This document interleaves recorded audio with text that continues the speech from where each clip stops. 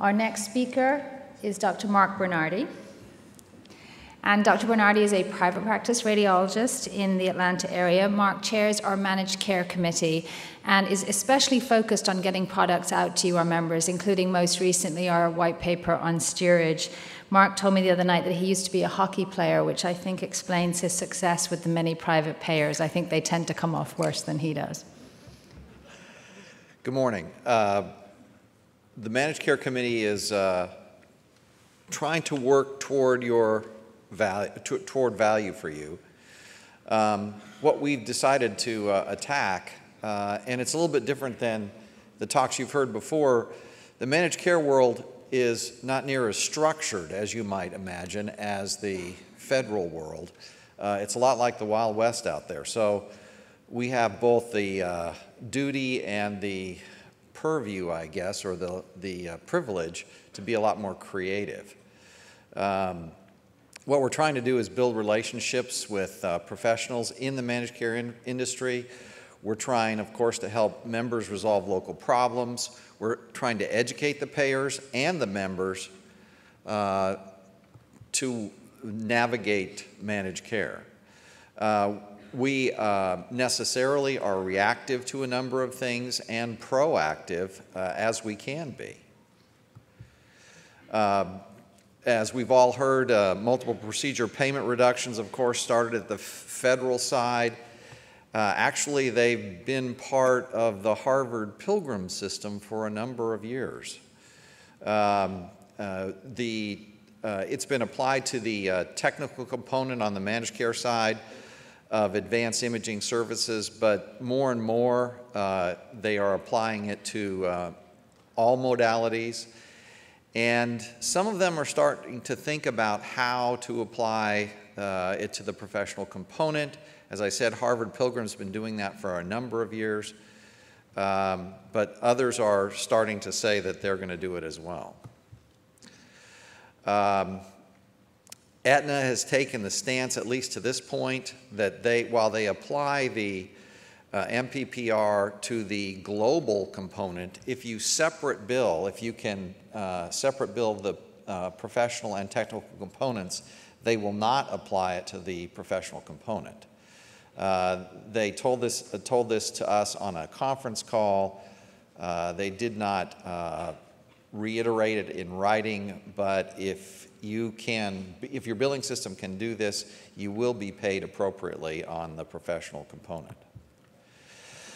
Steerage is an old thing, but came to fore dramatically around the time of the meeting last year. We formed a work group and published a white paper a few months ago on steerage. Just a few thoughts about steerage. As we work through the ideas around what it was, it's just really another manifestation of value purchasing. It's consumer-driven healthcare. I personally think that's a great idea. It has issues with transparency and continuity of care. The way it's being used now, it really defines us as a commodity. So I think that it is another example of how we need to extend the discussion beyond just the price. It can be difficult for many of us who are hospital-based because our hospitals are not really very competitive. And who knows what it'll do to self-referral. In the process of writing this paper, we came up with a steerage bill of rights that the process has to be disclosed to both the patient and the referring physician, that the quality of the facilities must be accurately represented, the quality of the exam needs to be maintained, the cost and savings must be accurately disclosed to the patient. One thing we found out was that the RBMs were telling the patients that it would be better for them to go to a different place, and it didn't matter to the patient because their copay was the same at either place they went to. That's another thing that needs to be accurately disclosed. The process, of course, shouldn't cause any delay in diagnosis, and continuity of care should be maintained.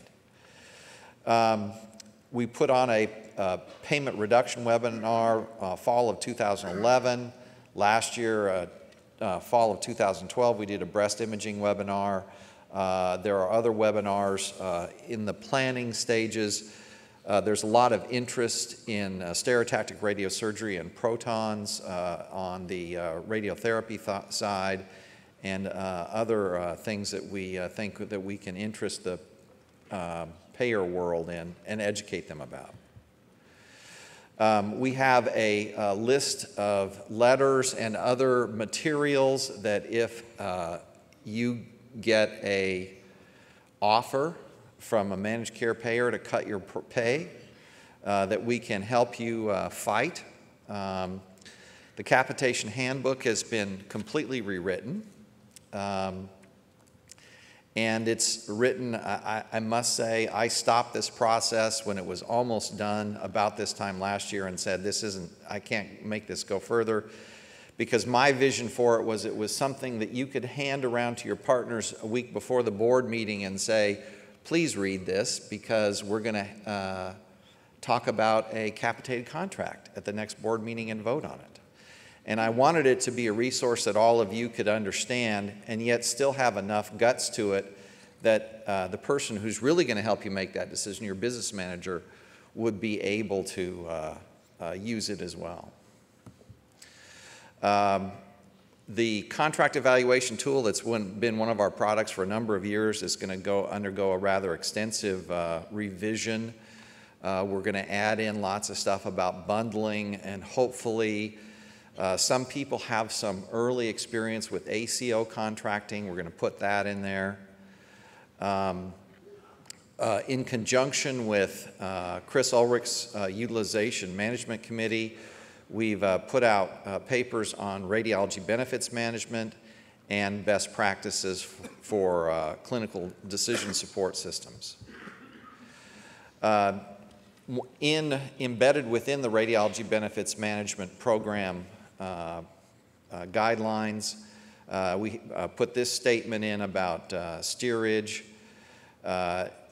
Imaging steerage can undermine the physician-patient relationship, ignore integral healthcare processes, and/or ask patients to make decisions without access to complete information, and those are detrimental to providing the high-quality care patients both expect and deserve. So if you think we're not fighting hard enough, we're trying not to pull punches. My committee works jointly with the RBMA. I have the privilege of being your representative to the RBMA and sitting on the RBMA board, and we work very cooperatively and successfully with the Payer Relations Committee, which is the RBMA equivalent to the Managed Care Committee. I was on a steerage panel at the Fall Educational Conference, and at the recent RBMA marketing meeting in San Antonio in March, I gave a Imaging 3.0 presentation.